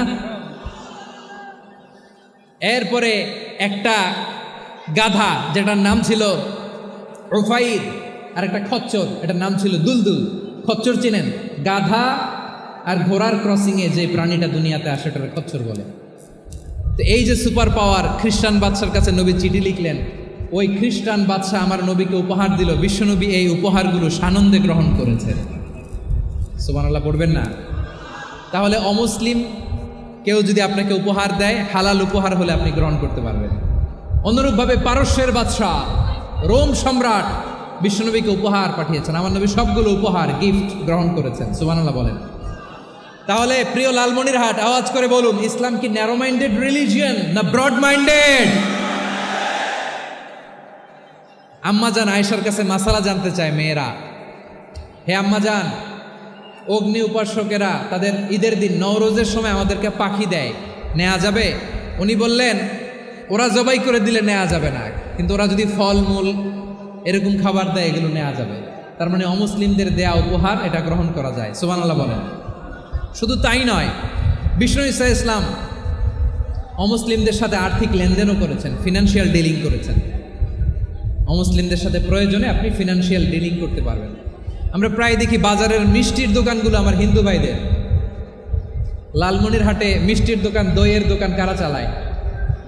হিন্দুরা চালায় না? তারপরে যে বারবার শপ, চুল কাটে যে নাপিত, অধিকাংশ নাপিতের দোকানে কারা? আমার হিন্দু ভাইরা। তা আপনি চুল কাটতে পারবেন কিনা? পারবেন কিনা বলেন? পারবেন। তার দোকান থেকে দই মিষ্টি কিনতে পারবেন কিনা? হ্যাঁ, আমার মুসলিম ভাইয়ের দোকান থাকলে ওইটারে আমি বেশি প্রায়োরিটি দিব, ঠিক কিনা? কিন্তু যদি তাদের সার্ভিস নিতে চান, প্রোডাক্ট নিতে চান, পারবেন। তার দলিল সহিহ বুখারী, আম্মা জান আয়েশা রাদিয়াল্লাহু তাআলা আনহা বলেন, ইশতারা রাসূলুল্লাহ সাল্লাল্লাহু আলাইহি ওয়াসাল্লাম মিন ইয়াহুদিন তুআমান ওয়া রাহানাহু দিরআহু মিন হাদিদ। রাসূল সাল্লাল্লাহু আলাইহি ওয়াসাল্লাম এক ইহুদির কাছ থেকে, কার কাছ থেকে? সবাই বলে নাই কার কাছ থেকে? আমার নবী, পেয়ারা নবী এক ইহুদির কাছ থেকে জব কিনেছিল। জব, বার্লি, যেটা দিয়ে রুটি বানায়। ওই জবের দাম দেওয়ার টাকা পয়সা নবীর কাছে ছিল না। ফলে নবী ওনার একটা পোশাককে মর্গেজ রেখেছিলেন, মর্গেজ, বন্ধক, যে এখন এটার দাম দিতে পারবো না, কয়েক কেজি বার্লি নিয়ে যাই আর বন্ধক হিসেবে আমার জামাটা রেখে গেলাম, যেদিন দাম দিব ওই দিন জামাটা ছুটায় নিয়ে যাও। সুবহানাল্লাহ পড়বেন না? বাকিতে নিছিলেন, বাকিতে। দিরআহু মিন হাদিদ, লোহার তৈরি বর্ম, মানে যুদ্ধের পোশাক, লোহা দিয়ে বানানো। বিশ্বনবী বললেন, কয়েক কেজি জব দাও, টাকাটা পরে দিব, এখন টাকা নাই, বন্ধক হিসেবে, মর্গেজ হিসেবে আমার জামা রেখে গেলাম, যখন টাকা দিব জামা ছুটায় নেব। আওয়াজ করে বলতে হবে সুবহানাল্লাহ। এ থেকে বোঝা গেল অমুসলিমদের সাথে ফিনান্সিয়াল ডিলিং করা যায়, অর্থনৈতিক লেনদেন করা যায়, কেনাবেচা করা যায়, প্রোডাক্ট কেনা যায়। এমনকি আমাদের মসজিদে নববীতে বারান্দায় আপনার একটা অটোমেটিক ফ্লাইং আমব্রেলা দেখছেন? সূর্য যখন বাড়ে মসজিদে নববীর বারান্দায় ইয়ার্ডের মধ্যে অটোমেটিক্যালি কিছু আমব্রেলা আছে, শাঁ করে খুলে যায়, আর সূর্যের তাপ লাগে না। আবার সন্ধ্যাবেলায় এই আমব্রেলাগুলো ওরা ক্লোজ করে ফেলে, দেখেন নাই না? দেখছেন? এই মসজিদে নববীকে সর্বোচ্চ উন্নত মানের কনস্ট্রাকশন ইনফ্রাস্ট্রাকচারে ডেভেলপ করার জন্য কর্তৃপক্ষ কিছু অমুসলিম ইঞ্জিনিয়ারের ডিজাইনারের সহায়তা নিয়েছিল। সুবহানাল্লাহ বলেন। কোন দলিলের ভিত্তিতে? এই দলিলের ভিত্তিতে যে বিষ্ণু ঈসা ইসলাম অমুসলিমদের সাথেও লেনদেন করেছেন। আওয়াজ করে বলতে হবে আল্লাহু আকবার। শুধু তাই নয়, ইন কেস অফ ইমার্জেন্সি, প্রয়োজনে ইসলামের খাতিরে ইসলামকে সামনের দিকে এগিয়ে নিয়ে যাওয়ার জন্য অমুসলিমদের সাপোর্ট নেওয়া জায়েজ আছে। সুবহানাল্লাহ বলেন। অমুসলিমদের সাপোর্ট নেয়া, তাদের থেকে অর্থ নেয়া, পলিটিক্যাল সাপোর্ট, পলিটিক্যাল অ্যাসাইলাম নেওয়া জায়েজ আছে। আমাদের অনেক বিশ্ববরেণ্য দায়ীরা আমেরিকায় অস্থায়ীভাবে অ্যাসাইলাম নিয়ে থাকে, নিজের দেশে গেলে ফাঁসিতে ঝুলাই দিবে। যুগ যুগ ধরে দায়ীদের উপর এরকম অত্যাচার আর নির্যাতন আছে না নাই? মিশরের অনেক দায়ীরা পাশ্চাত্যে যেয়ে থাকে। এই যে তারা পলিটিক্যাল অ্যাসাইলাম নিয়ে থাকে, রাজনৈতিক আশ্রয়ে, এটা জায়েজ আছে না? এটা যে জায়েজ আছে তার প্রমাণ স্বয়ং বিশ্বনবী সাল্লাল্লাহু আলাইহি ওয়াসাল্লাম পলিটিক্যাল সাপোর্ট নিয়েছিলেন অমুসলিমদের কাছ থেকে। সুবহানাল্লাহ বলেন। খুব মজাদার একটা ঘটনা, শুনবেন? আপনাদের আগ্রহ দেখে তো মনে হয় না শোনার ইচ্ছা আছে। আছে আছে, গলায় জোর আছে। লিল্লাহে তাকবীর, লিল্লাহে তাকবীর, নারে তাকবীর। মাশাআল্লাহ। আমার ভাইরা, বিশ্বনবীর বয়স তখন প্রায় 51 বছর। কত বছর? বিশ্বনবীর সবচেয়ে কাছের মানুষ খাদিজা রাদিয়াল্লাহু তাআলা আনহা ইন্তেকাল করেছেন। বিশ্বনবী বড্ড কষ্ট পেলেন, হৃদয়টা ভেঙে খান খান। যিনি ঘরের ভেতরে বিশ্বনবীকে সান্ত্বনা দিতেন, ভালোবাসা দিতেন, বাইরে গেলে কোরাইশরা বকাঝকা করে, অত্যাচার করে, কিন্তু আম্মাজান খাদিজা রাদিয়াল্লাহু তাআলা আনহা ঘরটারে এমন শান্তির নীড় বানায় রেখেছেন, এই ঘরের ভিতরে ঢুকলে বিশ্বনবীর কলিজাটা ঠান্ডা হয়ে যেত। এজন্য রব্বুল আলামিন বলেন, খাদিজা, ও আমার বান্দি খাদিজা, জান্নাতে এমন স্পেশাল একটা ঘর আমি তোমার জন্য রেডি করে রেখেছি। ওই ঘরের মধ্যে কোনো আওয়াজ নাই, ওই ঘরের মধ্যে কোনো নয়েজ নাই, ওই ঘরে কোনো বিশৃঙ্খলা নাই। কারণ মক্কার জমিনে আমার নবী কুরাইশদের বিশৃঙ্খলা, নয়েজ আর ঝামেলাগুলোকে উপেক্ষা করে যখন তোমার ঘরের ভিতরে ঢুকতো, ঘরটারে তুমি শান্তির নীড়, ঠান্ডা, নীরব, নিস্তব্ধ, নিঝুম আর শান্তির নীড় বানিয়ে রেখেছ। এজন্য জান্নাতে স্পেশাল একটা শান্তির নীড় আমি তোমারে উপহার দেব। ওই প্রিয়তমা স্ত্রী খাদিজা ইন্তেকাল করলেন, বিশ্বনবীর হৃদয় ভেঙে খান খান। আবার ওনার চাচা আবু তালেব ইন্তেকাল করলেন, যিনি পলিটিক্যাল শেল্টার দিতেন নবীকে। কে দিতেন? আবু তালেবের ভয়ে, বিশ্বনবীর এই চাচার ভয়ে কোনো মুশরিক নবীর গায়ে হাত দেওয়ার সাহস পায় নাই। এখন স্ত্রীও নাই, চাচাও নাই, নবীকে আশ্রয় দেওয়ার কেউ নাই। নবীর চারদিকে অন্ধকার। নবী এখন কই যাবেন? আমার পেয়ারা নবী নতুন স্টেশন খুঁজতেছেন, নতুন দাওয়াতি প্ল্যাটফর্ম খুঁজতেছেন। তিনি যায়েদ বিন হারেসা রাদিয়াল্লাহু তাআলা আনহুকে নিয়ে মক্কার পাশের একটা নেইবরিং সিটি তায়েফে চলে গেলেন। কোথায় চলে গেলেন? লালমনিরহাটের ভাইয়ের আওয়াজ করে বলেন, কোথায় গেলেন? তায়েফে চলে গেলেন দিনের দাওয়াত দেওয়ার জন্য। কি দেওয়ার জন্য? নাকি জমি কিনতে গেছিলেন? জমি কিনতে, দুনিয়ার যশ খ্যাতির জন্য, নিজের কোনো লাভের জন্য? তায়েফবাসীদেরকে জাহান্নামের আগুন থেকে বাঁচানোর জন্য। আওয়াজ করে বলতে হবে ঠিক কিনা? বিশ্বনবী বিশাল মরুপথ, পাহাড়ি পথ পাড়ি দিয়ে তায়েফের মরুজমিনে গেলেন কোরআনের দাওয়াত নিয়ে, ইমানের দাওয়াত নিয়ে।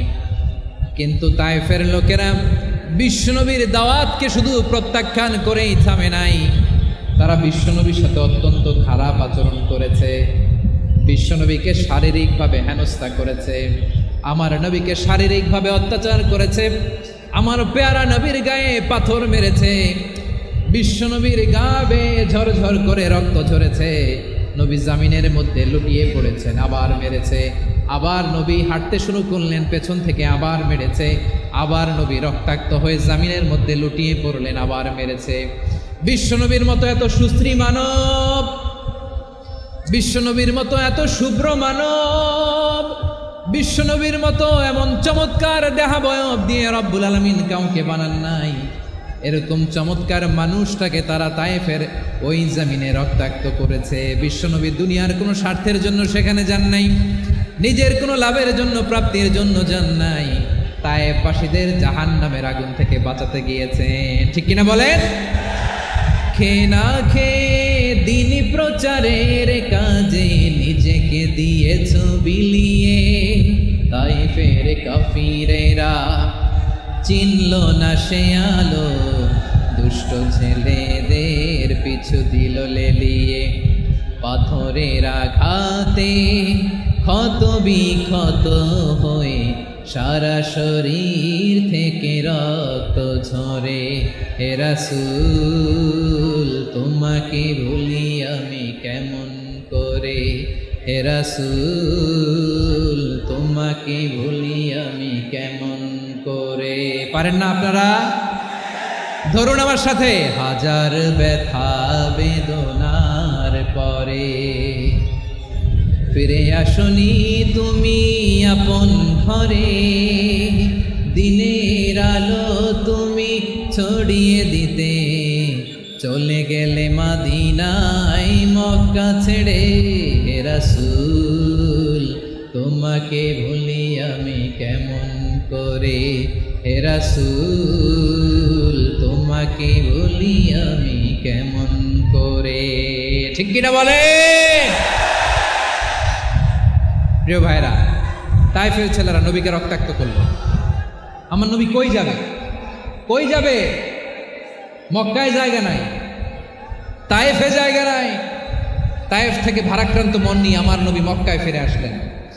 বিশ্ব নবী মক্কায় ঢুকতে পারেন না। মক্কার মরুভূমির দিকে তাকিয়ে, উপত্যকার দিকে তাকিয়ে বিশ্বনবী ধা ধা করে কাঁদেন, ঝরঝর করে। নবীর চেহারা মোবারক থেকে চোখের পানিগুলো বেয়ে বেয়ে পড়ে। আমার জন্মস্থান, আমার শৈশব, কৈশোর, যৌবন কেটেছে এই মক্কায়, আমার এলাকায় আমি ঢুকতে পারি না। বিশ্বনবী মক্কার অনতি দূরে দাঁড়িয়ে জায়েদকে পাঠালেন, জায়েদ যাও দেখো কেউ আমাকে সাপোর্ট করার মতো আছে কিনা, যাও অমুকের কাছে যাও। জায়েদ গেলেন, তারাও প্রত্যাখ্যান করে ফিরিয়ে দেয়। বিশ্বনবী বললেন যাও অমুক লোকের কাছে যাও, তিনিও প্রত্যাখ্যান করে ফিরিয়ে দিলেন। কেউ বিশ্বনবীকে আশ্রয় দিতে রাজি হয় না। নিজ জন্মভূমিতে বিতাড়িত বিশ্বনবী, সর্বশেষ বিশ্বনবী বললেন যাও মুতঈম ইবনে আদির ঘরে যাও। মুতঈম ইবনে আদি মুশরিক, তার কাছে যাও। গেলেন, মুতঈম ইবনে আদি রাজি হয়ে গেল। সুবহানাল্লাহ বলেন। দেখেন, অনেক বিপদের সময়ও আমি নিজে সাক্ষী, সামাজিকভাবে, রাজনৈতিকভাবে কত ঝঞ্ঝা, কত ষড়যন্ত্র, কত কনস্পাইরেসি পাড়ি দিয়ে আমাদেরকে সামনে এগিয়ে যেতে হয়। এই শত্রুদের ভেতরেও একজনকে দাঁড় করিয়ে দেয় যে আল্লাহর কোরআনের জন্য রেডি হয়ে যায়। করেন সুবহানাল্লাহ। মুতঈম ইবনে আদি, আল্লাহ তার মনকে নরম করে দিলেন। মুতঈম বলে, মুহাম্মদ আমি তোমাকে আশ্রয় দিব। তার দুই ছেলেকে পাঠালেন, যাও খোলা তলোয়ার নিয়ে, স্কট দিয়ে, গার্ড অফ অনার দিয়ে মোহাম্মদকে মক্কায় ঢুকাও, আর বলো আমি আমান দেব। আমান কি দিব? আমান মানে সিকিউরিটি, নিরাপত্তা। সিকিউরিটি ছাড়া, আমান দেওয়া ছাড়া কেউ থাকতে পারতো না মক্কায়। দুই ছেলে বিষ্ণু ইসা ইসলামকে নিয়ে আসলো। নবী কাবার চারদিকে তাওয়াফ করলেন, নামাজ পড়লেন। আবু জাহেল, উতবা, শাইবা, ওয়ালিদ ইবনে মুগীরা সবাই দেখে, কেউ কিছু করতে পারে না। কারণ মুতঈম ইবনে আদি ঘোষণা দিয়েছেন আমি মুহাম্মদকে আমান দিয়েছি, মুহাম্মদের গায়ে যেন কেউ স্পর্শ না করে। আওয়াজ করে পড়েন সুবহানাল্লাহ। নবীর এই বিপদকালে মুহূর্তে মুতঈমের হৃদয়টারে নরম করে দিল কে? আচ্ছা, লালমনিরহাটের ভাইয়েরা বলেন, এই মুতঈম কি মুসলিম ছিল না মুশরিক? সবাই বলতে হবে মুসলিম না মুশরিক? তাহলে মুশরিকের কাছ থেকে নবী পলিটিক্যাল অ্যাসাইলাম, আধুনিক রাষ্ট্রবিজ্ঞানের ভাষায় পলিটিক্যাল অ্যাসাইলাম, যেটাকে বলে রাজনৈতিক আশ্রয়, ওনার আমান বা নিরাপত্তার এই ঘোষণায় তিনি মক্কায় ঢুকলেন। যতদিন নিরাপত্তা ছিলেন। মুতঈম যখন মারা গেল, বিষ্ণু ইসা ইসলাম হিজরত করে মদিনায় চলে গেলেন। সুবহানাল্লাহ। কিন্তু মুতঈম যে বিশ্বনবীর উপকার করছে এটা বিশ্বনবী ভুলে নাই। আমাদের অনেকে আছে উপকার করার পরে আর খেয়াল থাকে না, খাওয়ার পরে গলা দিয়ে নামলে আর খেয়াল থাকে না। এরকম আছে না নাই? আমার নবী ভুলে নাই। বদরের প্রান্তরে 70 জন কাফেরকে যখন বন্দি করে বিশ্বনবীর সামনে হাঁটু গেড়ে দাঁড় করানো হলো, বসানো হলো, 70 জন কাফের। কয়জন? বিশ্বনবী তাদের দিকে তাকিয়ে বললেন, সহিহ বুখারীর বর্ণনা, লাউ কানাল মুতঈম ইবনে আদি হাইয়ান সুম্মা কাল্লামানি হাউলা ইন্নাতনা লা তারাকতুহুম লাহু। বদরের প্রান্তরে 70 জন বন্দী কাফিরের দিকে তাকিয়ে আমার নবী বললেন, আজকে মুতিঈম ইবনে আদি যদি বেঁচে থাকতো আর তোমাদের 70 জনের ব্যাপারে যদি মুতিঈম এক বাক্যে একটা সুপারিশ করত, তার সম্মানে আজকে তোদের সবাই আমি মাফ করে দিতাম। সুবহানাল্লাহ নাই? ওই যে চিল্লাচিল্লি যে কথা বোঝে নাই, কোন জিনিস মিস করছে ওরা নিজেরাও বোঝে নাই। বিশ্বনবী মুতিঈমের এই সাহায্যের কথা বলে নাই। 70 জন মুশরিক হাঁটু গেড়ে বসা, নবী চাইলে এখনই এক্সিকিউশন অর্ডার দিতে পারে। তিনি বললেন, আজকে যদি মুতিঈম বেঁচে থাকতো আর মুতিঈম যদি তোদের জন্য সুপারিশ করতে, এই আবর্জনাগুলোর ব্যাপারে সুপারিশ করতে, আমি মুহূর্তেই তোদেরকে এমনি মাফ করে দিতাম। এবার বলেন, ইসলাম কি ন্যারো মাইন্ডেড না ব্রড মাইন্ডেড? শুধু তাই নয়, যাকে যে সম্মান দেয়ার আমার নবী দিতেন, হোক আস্তিক হোক নাস্তিক, হোক মুসলিম হোক অমুসলিম। বিষ্ণু ইসলাম যখন রোমান সম্রাটের কাছে চিঠি লিখেছেন, আমার প্রিয় লালমনিরহাটের ভাইয়েরা, অল্প কয়েক মিনিট কয়েকটা জরুরি কথা বলবো, এদিকে তাকান, এদিকে তাকান। রোমান সম্রাটের কাছে বিশ্বনবী যখন চিঠি লিখলেন মিন মুহাম্মদ রাসূলিল্লাহ ইলা হিরাকলা আযীমের রোম। মুহাম্মদের পক্ষ থেকে হিরাক্লিয়াসের কাছে, যিনি হচ্ছেন আযীমের রোম। এটা নবী নিজ থেকে বানায় লিখছেন অতিরিক্ত সম্মান দিয়ে। কোনো রাষ্ট্রপ্রধান যখন আসে তাদেরকে আমরা কি বলি জানেন? তার নামের শেষে HE এটা লিখতে হয়, H.E. মানে হিজ এক্সেলেন্সি। কি লেখে? হিজ এক্সেলেন্সি, অথবা ইউর হাইনেস, ইউর ম্যাজেস্টি।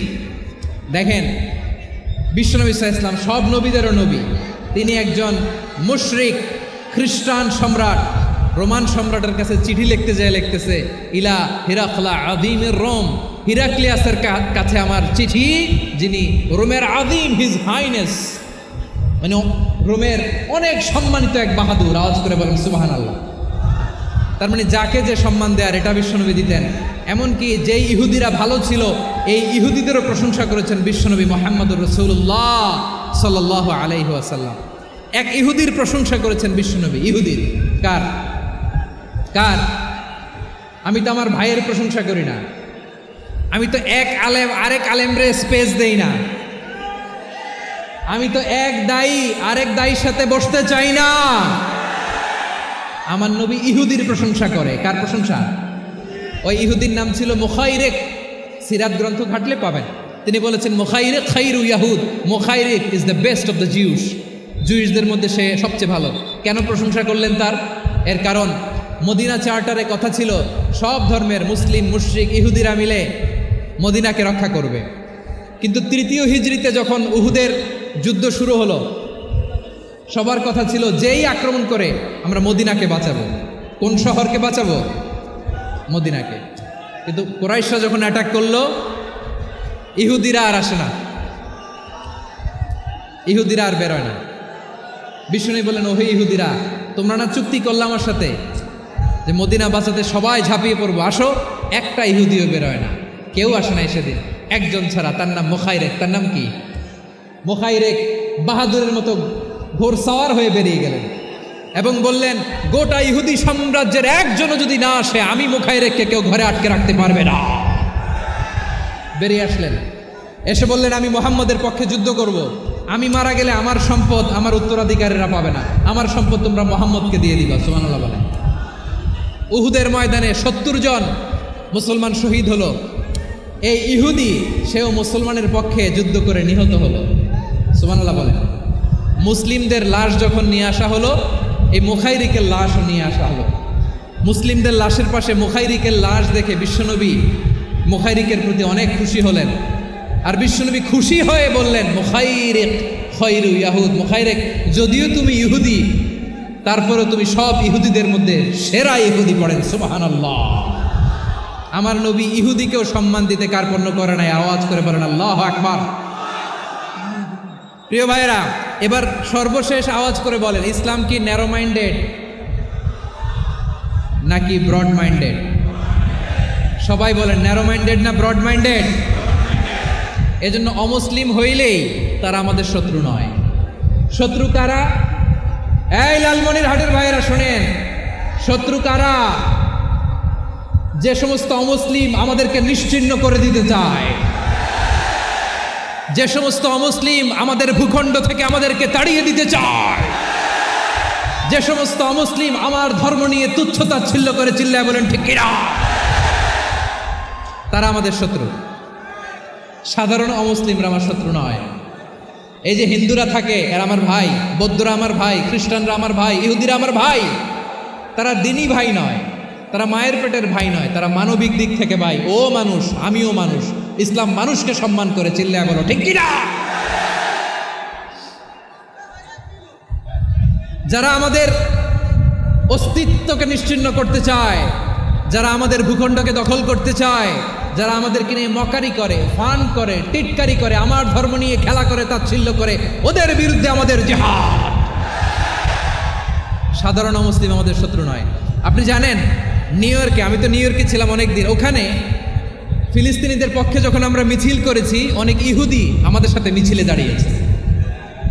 কারণ ওরাও জানে এই ভূখণ্ড ফিলিস্তিনিদের ভূখণ্ড। আওয়াজ করে বলো লালমনিরহাট ঠিক কিনা। ইসরায়েলের রাজধানী খোদ তেল আবিবে অনেক ইহুদিরা বেঞ্জামিন নেতানিয়াহু তার বিরুদ্ধে মিছিল করেছে। তো তারা কি আমাদের শত্রু? না। অনেক খ্রিস্টান আমাদের সাথে আমাদের স্বার্থ রক্ষায় আমাদের পাশে দাঁড়িয়েছে। খেয়াল রাখবেন, হিন্দু আর হিন্দুত্ববাদ এক নয়, ইহুদি ধর্ম আর জায়নিজম এক নয়। জায়নিজমের বিরুদ্ধে আমাদের সংগ্রাম, আমাদের জেহাদ, চিল্লায় বলেন ঠিক কিনা। এই যে ফিলিস্তিনের ভাইয়েরা, তারা তাদের স্বাধীনতা সংগ্রামের জন্য লড়াই করছে, করে যাচ্ছে, আমরা এটাকে সমর্থন জানাই, চিল্লায় বলো ঠিক কিনা। কাশ্মীরের ভাইয়েরা স্বাধীনতার জন্য সংগ্রাম করছে, আমরা সেই সংগ্রামকে সমর্থন জানাই, আওয়াজ করে বলো ঠিক কিনা। যারাই আমাদের ইসলামকে নিশ্চিহ্ন করতে চায় তাদের বিরুদ্ধে আমাদের সংগ্রাম, আওয়াজ করে বলতে হবে ঠিক কিনা।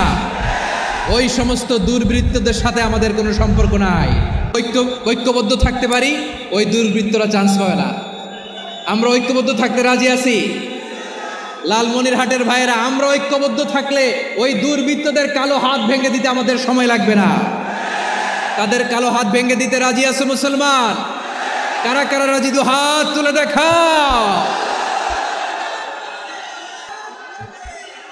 আমার প্রাণপ্রিয় লালমনিরহাটের ভাইয়েরা, শত্রু কাফের আর অশত্রু কাফেরের মধ্যে পার্থক্য আছে না নাই? আবু তালেব মুশরিক, আবু জাহেল মুশরিক, কিন্তু দুই মুশরিকে পার্থক্য আছে না নাই? আবু তালেব নবীর চাচা, মুশরিক, মারা গিয়েছে মুশরিক অবস্থায়, কিন্তু আজীবন আমার নবীকে আগলে রেখেছে, আমার নবীকে সাপোর্ট করেছে, ভালোবেসেছে। আবু জাহেল মুশরিক, মারা গিয়েছে মুশরিক হিসেবে, আজীবন আমার নবীর বিরুদ্ধাচারণ করেছে। আবু জাহেলের শক্তি, সামর্থ্য, স্ট্র্যাটেজি, প্ল্যান সব আমার নবীর বিরুদ্ধে ছিল। আবু জাহেলের কারণে একটা দিন শান্তিতে আমার নবী মক্কায় ঘুমাতে পারে না, চিল্লায় বলেন ঠিক কিনা। এজন্য রব্বুল আলামিন বলেন, লা ইয়ানহাকুমুল্লাহু আনিল্লাযীনা লাম ইউকাতিলুকুম ফিদ-দীন ওয়া লাম ইউখরিজুকুম মিন দিয়ারিকুম আন তাবাররুহুম ওয়া তুকসিতু ইলাইহিম ইন্নাল্লাহা ইউহিব্বুল মুকসিতিন।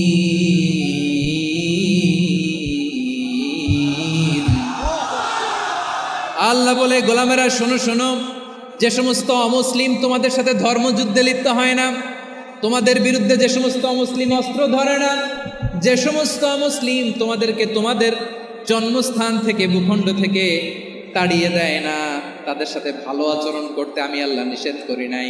তাদের সাথে সদাচরণে কোনো নিষেধাজ্ঞা নাই, বরং তাদের সাথে সদাচরণ করো, এটাই আমি আল্লাহ চাই। তাহলে আমার যে অমুসলিমরা আমাদের সাথে শত্রুতা করে না, তুচ্ছতাচ্ছিল্য করে না, আমাদের ভূমি থেকে আমাদেরকে উচ্ছেদ করতে চায় না, আমাদের বিরুদ্ধে অস্ত্র ধরে না, ওই অমুসলিম ভাইদের সাথে আমাদের কোনো দ্বন্দ্ব আছে? কোনো বিরোধ আছে? বরং আছে ভালোবাসা। বরং আছে কি? এই ভালোবাসা দিয়েই আমরা বিশ্ব জয় করব। রাজি আছে মুসলমান? আমাদের পুঁজি ভালোবাসা। আমাদের পুঁজি কি? এবার আওয়াজ করে বলেন, আমার এই পুরো আলোচনা থেকে the religious coexistence, peaceful coexistence, শান্তিপূর্ণ সহাবস্থান, কমিউনাল হারমোনি, এই সাম্প্রদায়িক সম্প্রীতি, এই আলোচনা থেকে কি বুঝলেন? ইসলাম কি ন্যারো মাইন্ডেড না ব্রড মাইন্ডেড? এই ব্রড মাইন্ডেড হৃদয় নিয়ে, ভালোবাসা দিয়ে আমরা বিশ্ব জয় করতে চাই। রাজি আছেন? আল্লাহ কবুল করুক, আমরা সবাই পড়ি আমিন। লালমনিরহাটের জেলা স্টেডিয়ামে আমার প্রিয় মায়েরা বোনেরা, আপনাদের জন্য একটা হাদিস বলে শেষ করব। বিশ্বনবী বলেন, আমার মায়েরা খেয়াল করে শুনুন, বিশ্বনবী আপনাদের উদ্দেশ্য করে বলেন, আল মারআতু ইযা সাল্লাত খামসাহা ওয়া সামাত শাহরাহা হাফিজাত ফুরুজাহা আতাআত বা'লাহা ফালতাদখুল মিন আইয়ি আবওয়াবিল জান্নাতি শাআত। বিশ্বনবী বলেন, ও রমণীরা, ও নারীরা, যে সমস্ত নারী এই 4টা কাজ করবে, এই 4টা কাজের গ্যারান্টি দিবে, তাদেরকে জান্নাতের 8টা দরজার গ্যারান্টি দেয়া হবে। কি 4টা কাজ? 1 নম্বর, আল মারআতু ইযা সাল্লাত খামসাহা, যে নারী 5 ওয়াক্ত নামাজ পড়ে। কি করে? জেলা স্টেডিয়ামে অবস্থানরত আমার নারীরা বোনেরা, বিশ্বনবী আপনাদেরকে 4টা কাজের কথা বলেছেন, খুব বেশি না। 4টা করলে 8 জান্নাতের দরজা সব খোলা। কোনটা দিয়ে যাবে? যেটা দিয়ে মনে চায়। 1 নাম্বার 5 ওয়াক্ত নামাজ। আমার বোনেরা জোহরের নামাজ পড়তে পড়তে এটা আসরে নিয়ে যায়, আসর পড়তে পড়তে এটা মাগরিবে নিয়ে যায়। এরকম আসরা নাই? লালমনিরহাটে হয়তো নাই। আমার বোনেরা এটা করবেন না। ইন্নাস সালাতা কানাত আলাল মুমিনিনা কিতাবাম মাওকুতা, সময় মতো পড়বেন। সামাত শাহরা, রমাদানের রোজাগুলো রাখবেন। হাফিজাত ফুরুজাহা, যে নারী তার চরিত্রকে হেফাজত করে, তার প্রাইভেট হেফাজত করে, তার লজ্জাস্থান হেফাজত করে। ও মায়েরা, আপনার এই গর্ভ যে কত দামি আপনি জানেন না। আপনার এই গর্ভ থেকে জন্মাবে আগামীর সালাহুদ্দিন আল আইয়ুবী। আপনার গর্ভ থেকেই জন্মাবে ইমাম আল মাহদি আল মুনতাযর। আপনার পেট থেকে জন্মাবে আবু সাইদের মতো বীর সৈনিক। আপনার পেট থেকে জন্মাবে মুগ্ধের মতো বীর মুজাহিদ। আপনি জানেন না কে আসবে আপনার পেট থেকে। সময়টাকে কাজে লাগান, ইসলামকে বুঝেন, মানেন, আমাদের ইসলামিক লেকচারগুলো শোনেন। আমরা যে বার্তাগুলো, ইনস্ট্রাকশনগুলো, দিক নির্দেশনাগুলো আপনাদের খেদমতে রাখি, এগুলো মেনে চলুন। আপনিই পারেন আপনার ঘরটাকে জান্নাতের টুকরা বানাতে। একটা family, it's a very big institution and you are the MD, the managing director of this institution. চিল্লায় বলেন ঠিক কিনা? চাইলেই পারেন ঘরটারে জান্নাতের টুকরা বানাতে। 5 ওয়াক্ত সালাত, রমাদানের রোজা, নিজের চরিত্রের হেফাজত, ও আতাআত বা'লাহা, স্বামীর আনুগত্য। এটাতে অনেকে ভুল করে থাকে। হায় রে আমার বোনেরা, স্বামীর আনুগত্যকে এটা নিজের অপমান মনে করবেন না। আপনার স্বামী আপনার সবচেয়ে বড় গার্ডিয়ান, তিনি আপনার সবচেয়ে ভালো চায়। নারী কখনো গার্ডিয়ানশিপের বাইরে থাকতে পারে না। হয় আপনি বাবার গার্ডিয়ানশিপের ভেতরে, বাপ না থাকলে ভাই আপনার গার্ডিয়ান, ভাই না থাকলে চাচা গার্ডিয়ান, বিয়ের পরে আপনার স্বামী আপনার গার্ডিয়ান। শরিয়া সম্মত স্বামীর আদেশগুলো আপনি মেনে চলবেন, কিন্তু শরিয়া বিরুদ্ধ কোনো আদেশ মানতে আপনি বাধ্য নয়। আওয়াজ করে বলুন সবাই ঠিক কিনা? এই 4টা কাজ যদি কোনো নারী করে, বিশ্বনবী বলেন জান্নাতের 8টা দরজা খোলা। তোমার যেটা দিয়ে মনে চায় সেটা দিয়ে জান্নাতে তুমি এন্ট্রি নিতে পারবা। আমরা এখানে লালমনিরহাটের সোহরাওয়ার্দী ময়দানে আজকে যেমন একত্রিত হতে পারলাম, আল্লাহর জান্নাতেও যেন একত্রিত হতে পারে। আল্লাহ তুমি তৌফিক দান করো। আল্লাহ আমার এই কলিজার টুকরা যুবক ভাইদেরকে তুমি উমরে ফারুকের মতো কবুল করো। জেলা স্টেডিয়ামে অবস্থানরত আমার মা বোনদেরকে তুমি ফাতেমার মতো, খাদিজার মতো কবুল করো। আমাদের কলিজার টুকরা সন্তানদেরকে তুমি সালাউদ্দিন আল আইয়ুবীর মতো কবুল করো। এই যে ইসলামিক সোসাইটি লালমনিরহাটকে আল্লাহ তুমি কবুল করো। আল্লাহ যে কথাগুলো বললাম এগুলো প্রথমে আমাকে, আমার সব ভাইদেরকে আমল করার তৌফিক দান করো। রব্বানা ظلمنا أنفسنا وإن لم تغفر لنا وترحمنا لنكونن من الخاسرين ربنا آتنا في الدنيا حسنة وفي الآخرة حسنة وقنا عذاب النار رب العالمين আরশের মালিক, লক্ষ লক্ষ তাওহীদি জনতা দুনিয়ার কোনো কিছুর আশায় নয়, দুনিয়ার কোনো কিছুর জন্য নয়, তোমার কোরআনের প্রেমে, ইসলামের প্রেমে হাজির হয়েছে। আল্লাহ আমার ভাইদেরকে কবুল আর মঞ্জুর করে দাও। ইসলামের জন্যই গণজোয়ার, এই উচ্ছ্বাস, এই এনার্জি শক্তিগুলোকে আগামীর ইসলামের জন্য কবুল আর মঞ্জুর করে নাও।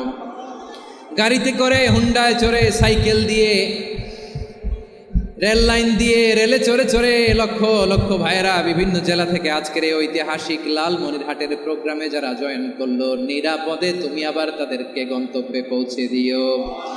রব্বানা تقبل منا إنك أنت السميع العليم وتب علينا يا مولانا إنك أنت التواب الرحيم سبحان ربك رب العزة عما يصفون وسلام على المرسلين والحمد لله رب العالمين واجعل آخر كلامنا عند الموت لا إله إلا الله محمد رسول الله